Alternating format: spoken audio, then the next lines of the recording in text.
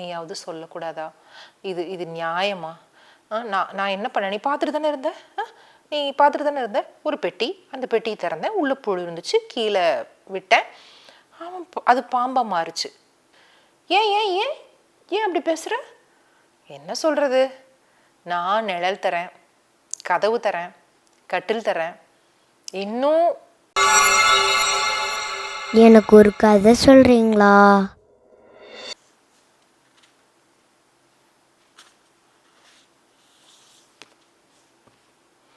எல்லோருக்கும் வணியத்தின் அன்பான வணக்கம். இன்னைக்கு ஒரு அழகான கதையோடு உங்களை பார்க்க வந்திருக்கேன். சொல்லவா கதையை? ஒரு குட்டி பையன் மரத்தடியில் விளையாண்டுருந்தான். தீப்பெட்டி சைஸில் ஒரு சின்ன பெட்டி அங்கே கிடந்தது.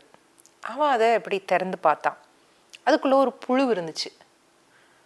என்னடா இதுக்குள்ளே புழு இருக்கேன்னு சொல்லிட்டு அதை நல்லா ஓப்பன் பண்ணிவிட்டு அந்த புழுவை கீழே விட்டுட்டான். அப்படி அந்த புழுவை கீழே அந்த மண்ணில் அந்த புழு பட்ட உடனே அது ஒரு பாம்பாக மாறிடுச்சு. ஆமாம், மிகப்பெரிய பாம்பாக மாறிடுச்சு. மாறி அப்படியே வந்து நிற்குது. அந்த பையனை பார்த்துட்டு, எனக்கு ரொம்ப பசியாக இருக்குது, இப்போ தானே பாம்பாக மாறினேன், உன்னை முழுங்க போகிறேன் அப்படின்னு சொல்லுது.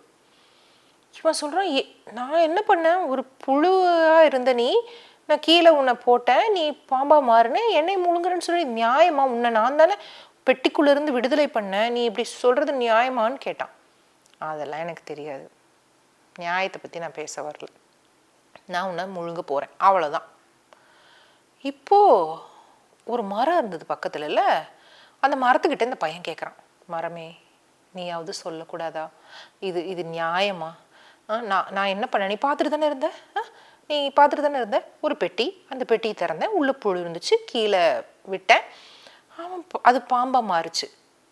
அவன் என்னையவே, நான் தான் விடுதலை பண்ணேன், என்னையவே முழுங்க பார்த்தா நியாயமா? உடனே மரம் சொல்லுச்சு, நியாயத்தை பற்றி மனுஷங்க பேசுறது கொஞ்சம் வித்தியாசமாக தான் இருக்குது அப்படின்னு சிரிச்சிச்சு. ஏன் ஏன் ஏன் ஏன் அப்படி பேசுகிற? என்ன சொல்கிறது?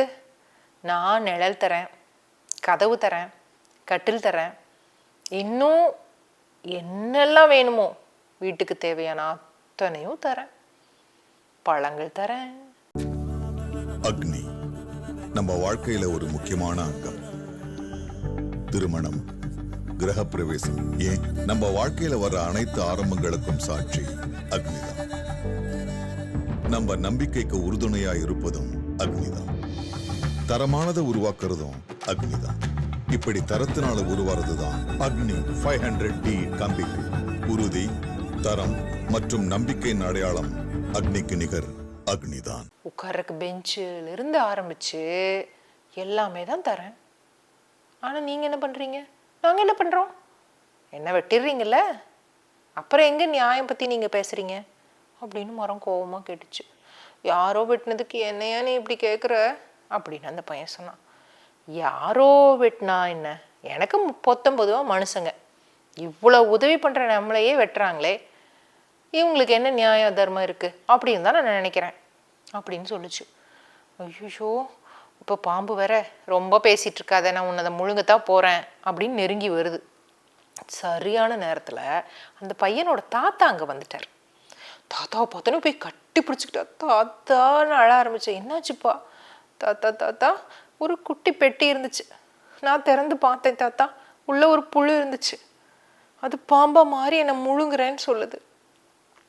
உடனே இது நம்புற மாதிரியே இல்லையே, அப்படி இல்லாமல் நடக்கும்? ஆமாம் தாத்தா, அதை பாருங்க பாம்பு. ஓஹோ, நான் இதை நம்ப மாட்டேன் தம்பி, என்னதான் நீ என் பேரனாக இருந்தாலும் நான் நம்ப மாட்டேன். பாம்பே, நீ சொல்லு என்ன நடந்ததுன்னு அப்படின்னு கேட்டார். உடனே பாம்பு, ஆமாம்மா, நான் இந்த பெட்டிக்குள்ள சின்ன புழுவா, இதோ இந்த பெட்டிக்குள்ள தான், இதோ இது மாதிரி தான் சின்ன புழுவா இருந்தேன் அப்படின்னு சொல்லி அந்த பெட்டிக்குள்ள போய் சின்ன புழுவா மாறுச்சு. கதையை சொல்றதுக்காக அதை ஆரம்பிச்சு உள்ள போய் புழுவா மாறுச்சு. தாத்தா இப்படிங்கிற நேரத்துக்குள்ள டபால்னு பெட்டியை அடைச்சு தூக்கி ஏரிக்குள்ள வீசிட்டார். எவ்வளோ புத்திசாலித்தனமா அந்த பையனை காப்பாத்திட்டாரு. எப்படி தாத்தா இப்படி பண்ணீங்க அப்படின்னு சொல்லிட்டு அவன் ரொம்ப ஹாப்பியா இருந்தான். அப்புறமா அந்த மரம் சில கேள்விகள் கேட்டுச்சு இல்லையா, அதை தாத்தா கிட்ட பேசிக்கிட்டே போனான். தாத்தாவும் நிறைய சமாதானங்கள் சொன்னாரு, நியாயங்களும் சொன்னாரு, தவறுகளையும் சொன்னாரு.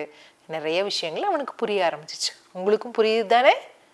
இன்னும் நிறைய கதைகளோட வணியத்தை உங்களை சந்திக்க வரேன். அது வரைக்கும் நன்றி, வணக்கம்.